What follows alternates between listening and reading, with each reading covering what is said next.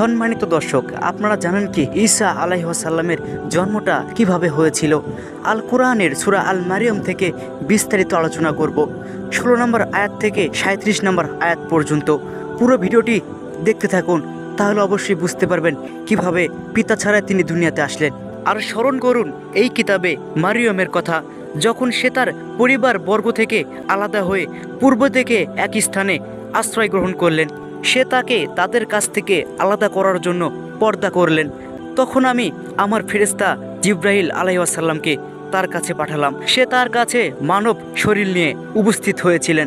মারিয়ম বলল, আমি দয়াময়ের আশ্রয় চাই আপনার নিকট, যদি আপনি আল্লাহকে ভয় করে থাকেন। ফেরেশতা বলল, আমি তো আল্লাহর পক্ষ থেকেই প্রেরিত হয়েছি আপনার কাছে, যাতে করে আপনাকে আমি একটা পুত্র সন্তান দান করে যাই। মারিয়ম বলল, আমার কিভাবে পুত্র সন্তান হবে, যখন কোনো পুরুষ আমাকে স্পর্শ করেনি আর আমি কখনো মন্দ নারী ছিলাম না। ফেরেশতা বলল, এমনিতেই হবে, তোমার পালনকর্তা বলে দিয়েছে, এটা তার কাছে সহজ, এটা করা হবে যাতে আমি তাকে মানুষের জন্য নিদর্শন এবং আমার পক্ষ থেকে রহমত করি। এটা তো একটা স্থিরীকৃত ব্যাপার। অতঃপর মারিয়ম গর্ভে সন্তান ধারণ করলেন এবং গর্ভবতী অবস্থায় দূরে এক স্থানে চলে গেলেন।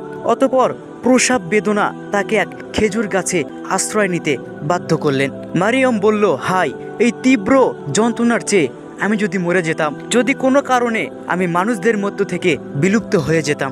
তখন নিচ থেকে তাকে আওয়াজ দিয়ে বলা হলো, হে মারিয়ম, তুমি দুঃখ করো না, তোমার পালনকর্তা তোমার সামনে একটি ঝরনার সৃষ্টি করেছেন, আর তুমি তোমার হাত দিয়ে খেজুর গাছে নাড়া দাও, এতে করে তোমার নিকট পাকা টাটকা খেজুর ঝরে পড়বে।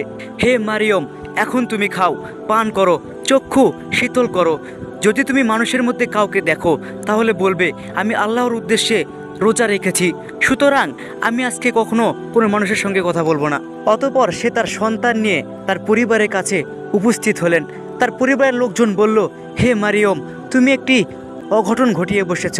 হে হারুন ভগিনী, তোমার পিতা অসৎ ব্যক্তি ছিল না, তোমার মাতাও ছিল না ব্যভিচারিণী।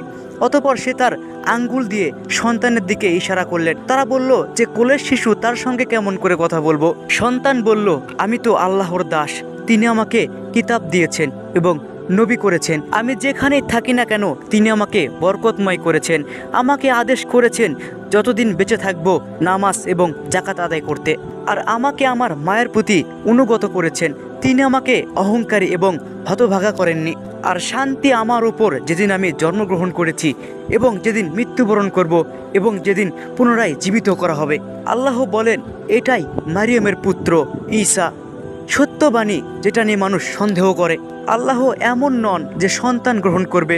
তিনি যখন কোনো কিছু সৃষ্টি করার সিদ্ধান্ত নেন তখন শুধু বলেন হও এবং তা হয়ে যায়। আল্লাহ পবিত্র। ঈসা আলাইহিস সালাম বললেন, নিশ্চয়ই আল্লাহই আমার পালনকর্তা, তোমাদের পালনকর্তা, অতএব তারই ইবাদত করো।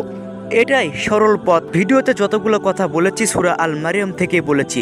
যদি ভিডিওটি ভালো লেগে থাকে অবশ্যই চ্যানেলটাকে সাবস্ক্রাইব করতে ভুলবেন না। সবাই ভালো থাকবেন, আবার দেখাবেন নতুন আরেকটা ভিডিও নিয়ে। আল্লাহ হাফেজ।